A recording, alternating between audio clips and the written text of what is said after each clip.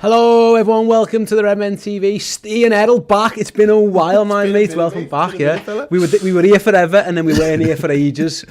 But we are back. We are reacting to the Liverpool team news ahead of the Watford clash. If you're joining us on Twitter now, do click the link in the tweet. Come and join us on YouTube, get in the live chat, and have your reactions to team news goes live. Now, Errol, first of all, how are you? Good? Good, yeah, man, I'm good. Had a nice couple of days in terms of the weather, so always brightens your mood. The international break's always a little bit shit in it because we had no really vested interest in it. It was a couple of friendlies for us, and I'm not really the biggest England lover anyway, unless it's a major tournament. So it was just nice to have a bit of a respite, though. It did get really intense at one point. It was, yeah. I think towards the back tired, end, I think towards the back end of our run, we was just like, oh mate, we just need a break, desperate for the break. But it's nice to be back, definitely. It is. Right then, Liverpool's official team news will be out in about 7 minutes. But we've got a rumoured team that we think might be Liverpool's team today. We think the team is going to be Alisson, Robertson, Van Dijk, Matip, Gomez, Henderson, Thiago, Jones, Salah, Firmino and Diogo Jota. We think, we can't confirm that. That is the rumoured team that is being leaked in a few different outlets. So again, we'll find out in about 7 minutes if that is the right team. But it looks like Joe Gomez is going to be right back, but it does look like Trent's going to be fit enough to make the bench, which is a good news, I suppose, looking ahead further down the line. I suppose the interesting one though really, Errol, is that he looks like he might be giving Fabinho a rest in the 6 and playing Henderson. If you're going to have to give him a rest, this one makes sense because you're going to want him for the next, there's 4 big games coming and he's going to be involved in all of them. In all of them, absolutely. And you know, we know how integral he is for anything good that we do. I think he's like the foundation, he's the springboard though, in terms of like he will literally just squeeze everybody else up the pitch and make sure that everybody else is kind of firing in terms of those high presses and that little bit of intensity. So it is important that we can kind of keep him fresh, fit and firing. The likes of Henderson as well, I think, for the level of calibre of the team that we're going to come up against today, you'd expect him to be able to command the 6 as well. And yeah. Again, I think for him as well, just being able to get those extra minutes in his legs, because we're going to need him to be deployed. It's good that Thiago's fit, and it's nice to see that Curtis Jones, I think, we're probably looking to see one of the last performances maybe of Curtis Jones this season. I can imagine if all goes well and if everything plans out the way we do, he might come on and feature as a couple off the bench a couple of times here and there. But in terms of starts, this will probably be might be one of his last starts for us this season. And that's not because he's done anything wrong. It's just because of the level and the kind of not even the intensity. What's the word? It's the pressure of each game that we're about to go into. It's probably going to be too high of a pressure situation to kind of just throw him in. Absolutely. And listen, what your hopes are there is that obviously in the Champions League you can do something with Benfica early doors. Again, I watched them last night for the first time and they got beat 3-2 and they weren't great. Yeah. Defensively they were shambles, to be honest. But again, we said this was Inter Milan and they made it really tough. But you don't know. But the 5 subs thing in the Champions League helps as well. So Gomez, if you're going to spell Trent, today makes sense anyway with the injury, and then further down the line. Same with Fabinho, already today's probably the only chance that you're going to get away without either of them. What's interesting is that with Diaz and Mane both on the bench, and you still throw Jota, Firmino, Salah out there. You know, we say it every week, but it is phenomenal. That 5 is just scary. If one of them has a bad game, well, here's the fella who's just got his team to the World Cup, or you got Luis Diaz who's been sensational since he arrived. Mm-hmm. The strength and depth is frightening, really. Yeah, up top it is. It's probably went from our least contended areas because there was players, but it was like if Mane, Salah and Bobby or / Jota are fit, that's it. That's just who's going to start. Do you know what I mean? Like, yeah, you've got the Origis, yeah, you've got Midfields. You could use Harvey Elliott out there. You could use the Ox, but they're kind of dire situations, or it's kind of League Cup games where you're going to get those minutes for those lads. Whereas now, in the Prem games, in the Champions League, in the big games that are going to matter, as you said, mate, you've got 5 players there that you're like, if anyone isn't playing up to their level, you can just throw another lad in and just say, go and do your job there. Do you know what I mean? Go and do what you do best. And I think that's probably after today's game, when Trent and Fabinho come back, I think that'll probably be the only area between now and the rest of the month, really, that we'll see heavy rotation in.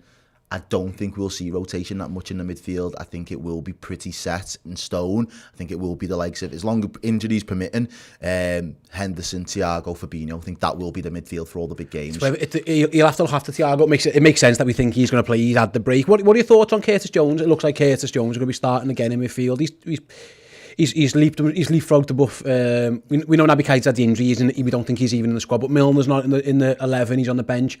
Oxlade-Chamberlain's on the bench. Harvey Elliott isn't even on the bench. We don't think Taki Minamino's on the bench either. Curtis Jones, it was weird with him because he was out of the reckoning for a while. He kept finding himself not in matchday squads, and then he just started, and then it seems to have happened again. He's just back in the team again. I think he is a bit like that though. I think he's the type of player where you could.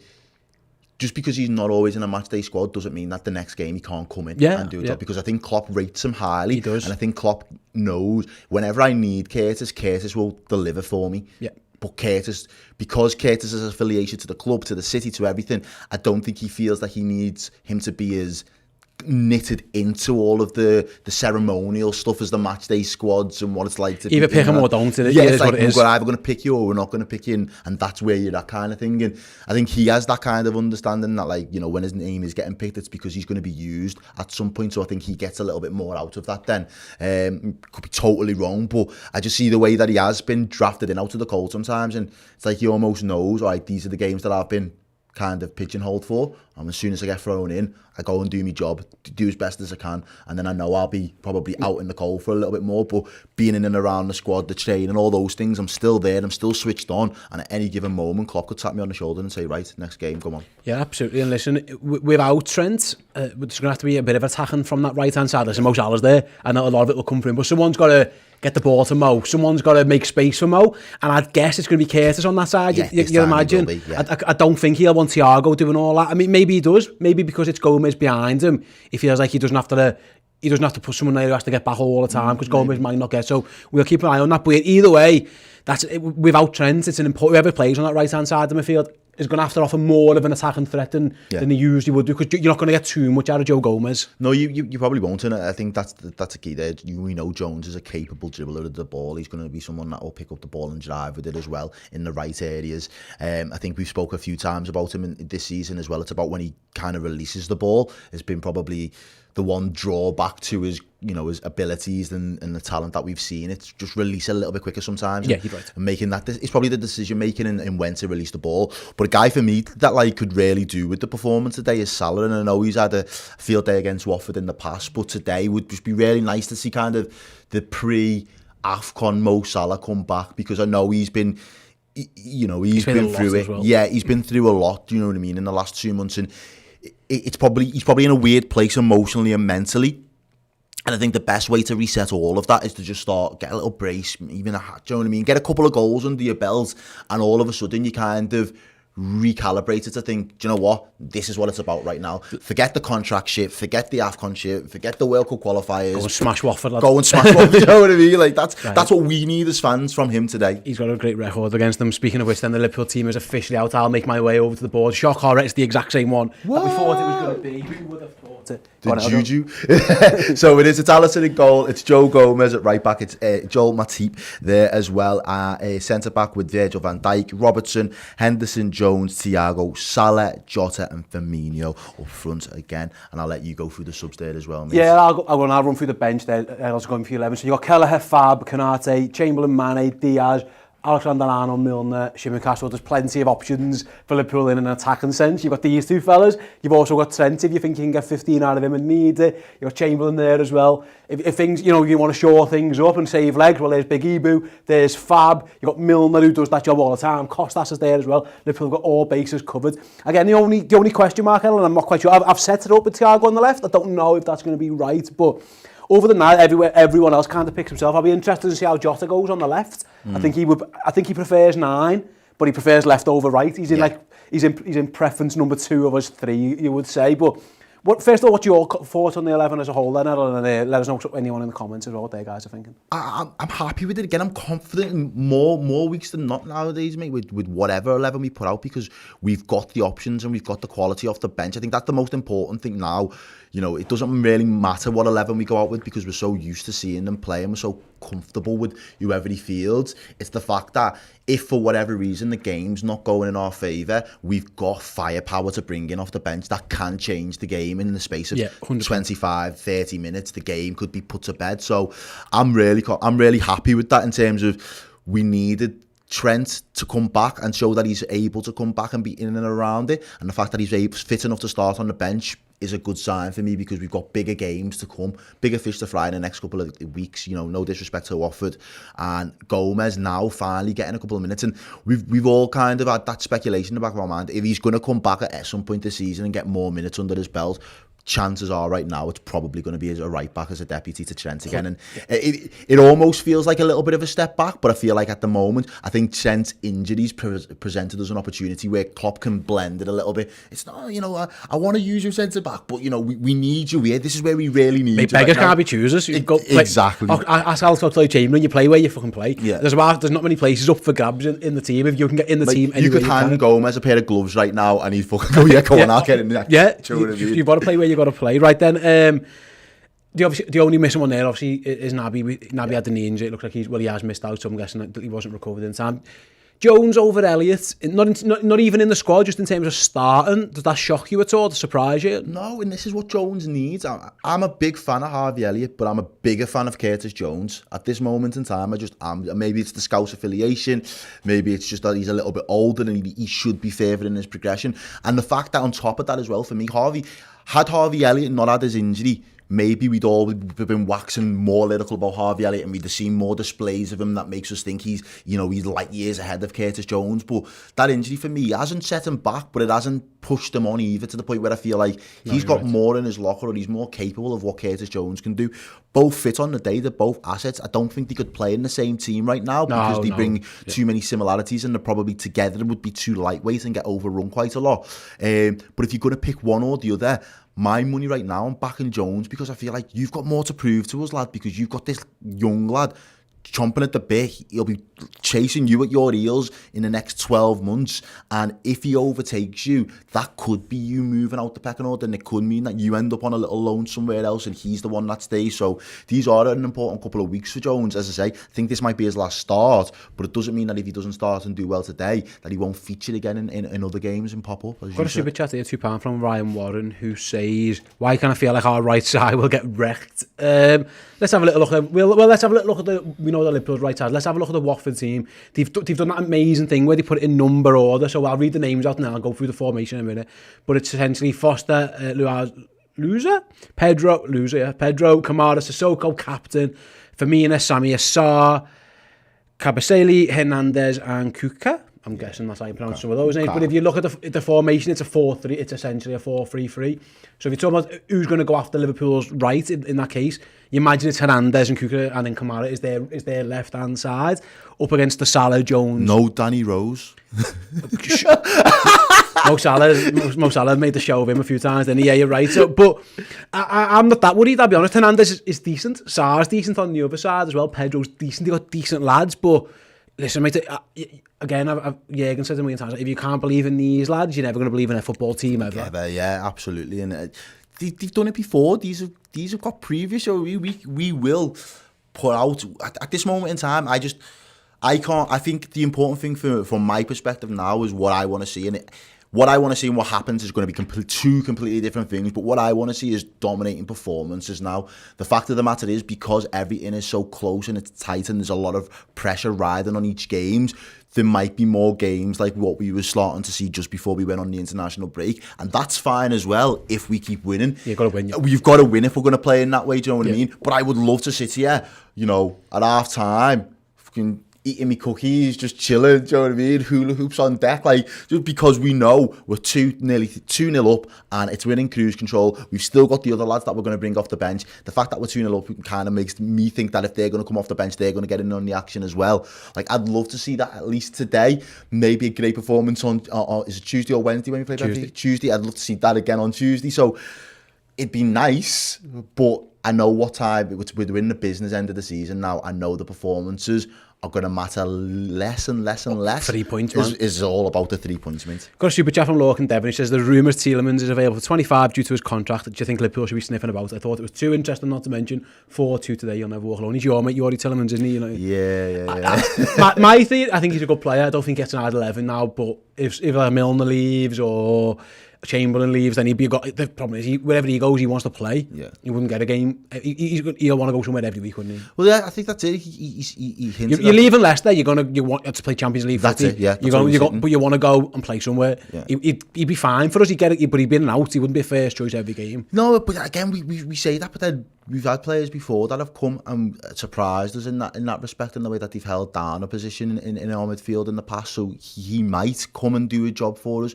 You know, we remember when Ox, we didn't think he'd come and become a starter and get a game. And it was until his injury really that kind of derailed that, and he's never been the same since. You know, I didn't particularly think Gini Wijnaldum was going to continue to be that midfield option once we had bought Keita and once we had got a couple of other players in there as well. And he was just the mainstay no matter what. So there is a possibility that he could come and fight for his place.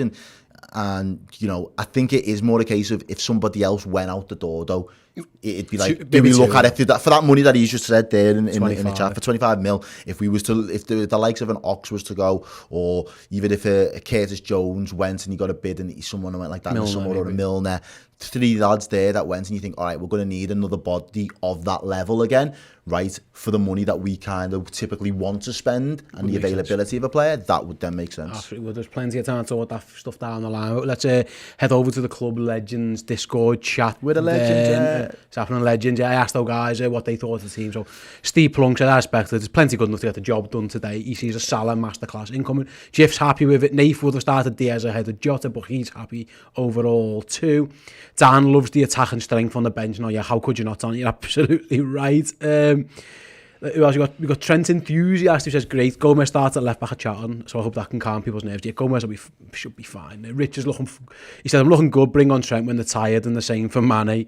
Yeah, there's the options there, and then Moet makes a good point. Salah just doesn't need a rest, does he? He's going to go ahead and play all the remaining games now, unless you finish the tie against Benfica in the first leg, and then he gets he is a machine, isn't he? He got knocked out on penalties the day after. He'd flown home, he was back training again. He is just all the distance. He's something. There's something. He's wired differently, and he's a superstar. But you can tell he's got that. He's just mentally different. He doesn't want to rest. But he reminds me of, like, this is where he does remind me of Ronaldo in a sense that.